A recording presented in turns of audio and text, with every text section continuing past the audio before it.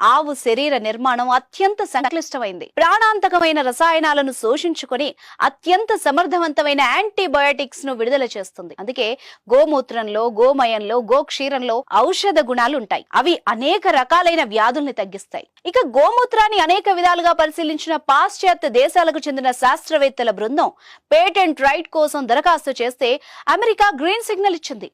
గోమూత్రంలో antibiotics ఉన్నాయని, ఇవి cancer నిరోధకంగా పనిచేస్తాయని శాస్త్రవేత్తలు ఆధారాలతో సహా నిరూపించారు. వాటికి సంబంధించిన నివేదికల్ని పేటెంట్ రైట్స్ బృందానికి సమర్పించారు.